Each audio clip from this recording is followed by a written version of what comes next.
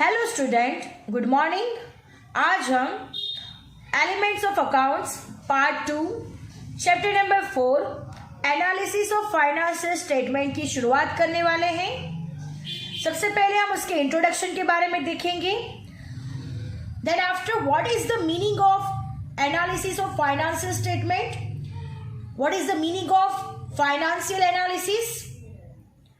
So let us start our video with the chapter number 4. Listen it carefully, students. Business and non-business enterprise undertakes financial transaction. कोई भी business हो जहां पे financial transaction होते ही हैं. These financial transactions are recorded as per rules and principles of accounting. ये सारे के सारे ट्रांजेक्शन हम कैसे रिकॉर्ड करते हैं? We all know that as per rules and principles of accounting, these financial transactions pass through different stages of accounting. The commencement of these stages is from journal entry. At the end of these stage, final accounts are prepared. सबसे and में क्या prepare होता है? Final accounts. और final accounts में कौन कौन से अकाउंट्स इंक्लूडेड है? तो trading account, profit and loss account and balance sheet. A company or an enterprise prepares profit and loss account and balance sheet at the end of accounting year. Profit and loss account and balance sheet are known as financial statement. Financial statement किसको कहा जाता है? तो profit and loss account and balance sheet are known as financial statements. Profit and loss account discloses the performance of result of business during the year, while balance sheet disclose the financial position of business. Students, हमें profit and loss accounts क्या दिखाता है, क्या result दिखाता है? तो net profit, right. And balance sheet क्या show करती है? तो हमारी लायबिलिटीज कितनी है, हमारी असेट्स कितनी है, जिस पर से हमारी फाइनेंशियल पोजीशन हमें पता चलती है. Financial statements are prepared in the form prescribed in the Companies Act. Financial statement कैसे प्रिपेयर किए जाते हैं? According to the Companies Act. Company ने एक्ट ने जिसे प्रिस्क्राइब किया है, according to the Companies Act वो प्रिपेयर्ड होते हैं. We will study about it in this chapter. हमें यही स्टडी करनी है यही चैप्टर में. Understand? Now moving to the next point. अब हम कई पॉइंट्स को समझेंगे. पॉइंट्स को स्टार्ट करने से पहले हम what is the meaning of financial analysis, सबसे पहले हम उसका मीनिंग समझेंगे. Interpretation of information and result which are given in financial statement means financial analysis. Again, listen it carefully, students. Interpretation of information and result which are given in financial statements means financial analysis. The components of final accounts of a company are trading account, profit and loss account which is also known as income statement, and balance sheet. Understand? The components of final account of company are trading account, right? Then profit and loss account, जिसको हम income statement भी कहते हैं, and balance sheet. Trading account, profit and loss account and balance sheet, cash flow statement and fund flow statement are included in financial statements. Students, financial statements में कौन से statement add किए जाते हैं, कौन से स्टेटमेंट इंक्लूडेड है? So listen it carefully. Trading account, profit and loss account and balance sheet, cash flow statement and fund flow statement are included in financial statements. Trading account and profit and loss account are also known as income statement. Trading account और profit and loss account को क्या कहा जाता है? Income statement कहा जाता है. Trading account से हमें क्या पता चलता है? ग्रॉस प्रॉफिट पता चलता है, और प्रॉफिट एंड लॉस अकाउंट से हमें नेट प्रॉफिट पता चलता है। तो इसे क्या कहा जाता है? Income statement. Financial statements represent historical information. Financial statement हमें क्या रिप्रेजेंट करते हैं? हिस्टोरिकल इंफॉर्मेशन प्रेजेंट करते हैं। Understand? Next, gross profit is the result of purchase sales transaction. हमें मालूम है कि परचेज और सेल्स किसमें इंक्लूड होते हैं? तो ट्रेडिंग अकाउंट में इनको नोट डाउन किया जाता है, राइट। और हमें ट्रेडिंग अकाउंट क्या शो करता है? ग्रॉस प्रॉफिट शो करता है। So gross profit is the result of purchase and sales transactions. Profit and loss account of the company discloses the result of business enterprise. Profit and loss account क्या दिखाता है? The result of business enterprise, यानी हमें profit हुआ है या loss हुआ है, ये हमें कैसे पता चलता है? तो प्रॉफिट एंड लॉस अकाउंट से। Balance sheet of company discloses financial statement. Balance sheet of the company discloses financial status of the business.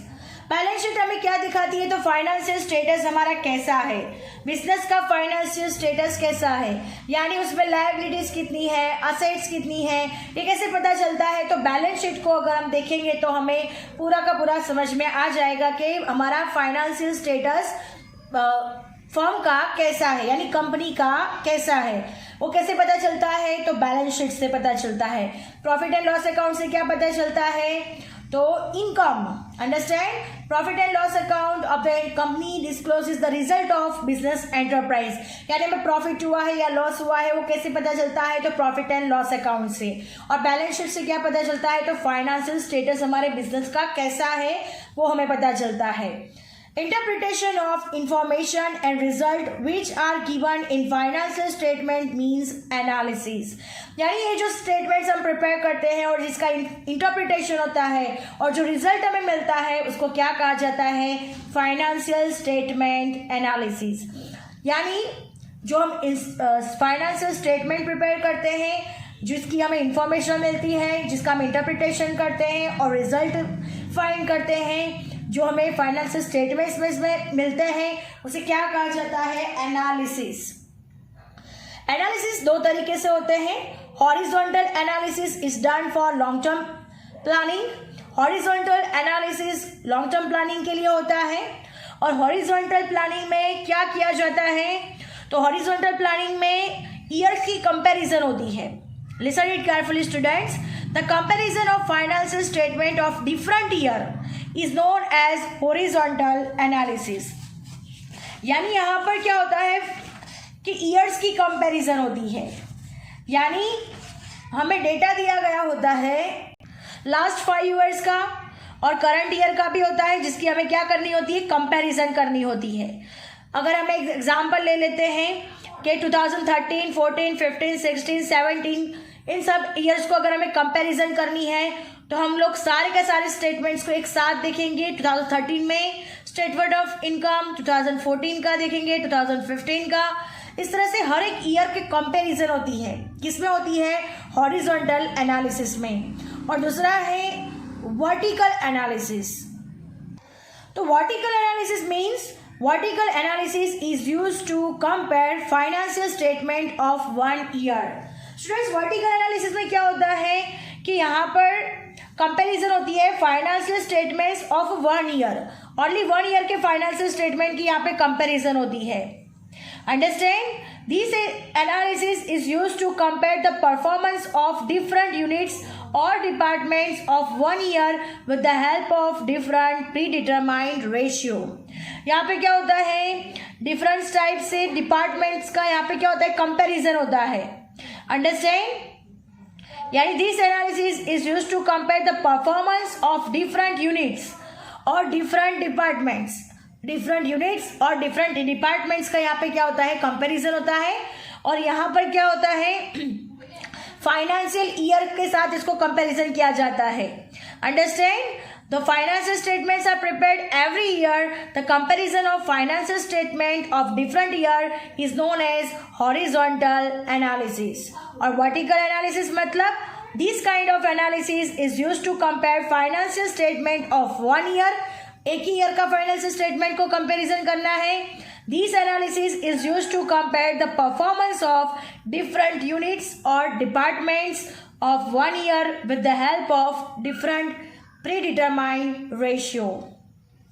Now next, अब हम फाइनेंशियल एनालिसिस के टाइप्स के बारे में डिस्कस करने वाले हैं, जो कि फाइनेंशियल एनालिसिस के टाइप्स है, 3 टाइप्स है. On the basis of stakeholders, next है horizontal vertical form and next है on the basis of duration. So let us discuss financial analysis के types. So let us start financial analysis. On the basis of stakeholder, financial statement of a business entity are used by various stakeholders. These stakeholders can be categorized into 2 categories. First है external analysis and then next है internal analysis. So what is the meaning of external analysis? In this viewpoint, its analysis can be made by external analysis and internal analysis. External analysis means external parties like government agencies, credit rating agencies, financial institutions, potential investors, researchers, etc. take their investment related decision or for any other decision through financial analysis. यानी ये जो सारी parties है वो कैसे decision लेती है अपने इन्वेस्टमेंट का, तो एक्सटर्नल एनालिसिस उसको कहा जाता है.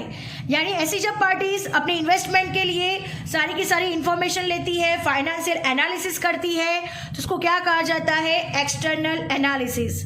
Once again, external analysis means external parties like government agencies, credit rating agencies, financial institutions, potential investors, researchers, etc. take their investment through financial analysis. यानी वो फाइनेंशियल एनालिसिस से अपने डिसीजन लेते हैं इन्वेस्टमेंट के लिए. It is called known as external analysis. And what is the meaning of internal analysis? So students, listen it carefully. The management of the business take their managerial decision. Management क्या देता है अपने business के लिए? Managerial decision from the analysis of the financial statement. It is called known as internal analysis. Once again, the management of the business take their managerial decision from the analysis of the financial statement. It is called known as internal analysis. Next है horizontal vertical form. Students, this kind of analysis can be done into 2 ways, in the horizontal form and in the vertical form. Horizontal analysis and vertical analysis. What is the meaning of horizontal analysis? अभी हमने discuss किया था the comparison of financial statements of different years is known as horizontal analysis. यहाँ पर क्या होता है? Financial years को कंपैरिजन किया जाता है, जिसको क्या कहा जाता है? Horizontal analysis. This is done for long term planning. ये किसके लिए होता है? लॉन्ग टर्म प्लानिंग के लिए होता है. So it is called known as time series analysis. इसी वजह से हॉरिजॉन्टल एनालिसिस को दूसरा क्या कहा जाता है? Time series analysis. नेक्स्ट है vertical analysis. The comparative analysis for 1 year among different units of different financial statement can be called as vertical analysis. Students, what is the meaning of vertical analysis? यानी यहाँ पे एक ही year के अलग अलग तरीके के डिफरेंट फाइनेंशियल स्टेटमेंट को कंपैरिजन किया जाता है, जिसको क्या कहा जाता है? Vertical analysis. Once again, the comparative analysis of 1 year among different units of different financial statements can be called as vertical analysis. Next, on the basis of duration. Analysis of business financial statement can be done on duration basis on two ways. First है long term analysis and the next है short term analysis. So what is the meaning of long term analysis? Many stakeholders like potential investors, debentures, holders, financial institutions undertake long term analysis of financial statement. Debenture holders, financial institution undertake long-term analysis of financial statement before investing their funds in the corporate form of the business. Under this analysis, these stakeholders determine the solvency, profitability, liquidity and efficiency of the borrowers. Students, ये analysis में क्या होता है? तो many stakeholders like potential investors, debentures, holder, financial institutions undertake long-term analysis of financial statement before investing their funds in the corporate form of business.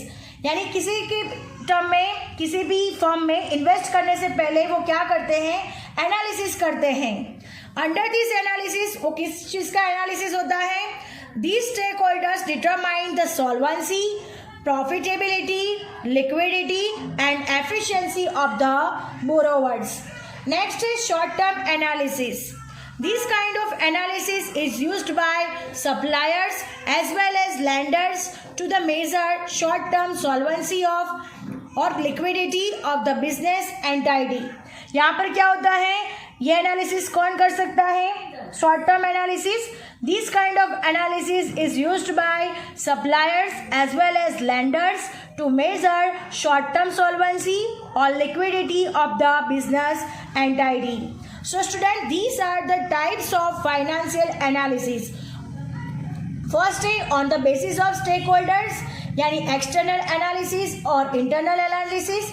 Stake holders कौन से analysis करते हैं? तो on the basis of stakeholders में external analysis and internal analysis. Then next है horizontal and vertical form में. Horizontal analysis जहां पर क्या किया जाता है? The comparison of financial statement of different year is known as horizontal analysis. And vertical analysis में the comparative analysis for 1 year among different units of different financial statements can be called vertical analysis. Next है on the basis of duration. Long-term analysis and short-term analysis. Long-term analysis, so many stakeholders like potential investors, debenture holders, financial institutions undertake long-term analysis of financial statement before investing their funds in the corporate form of the business.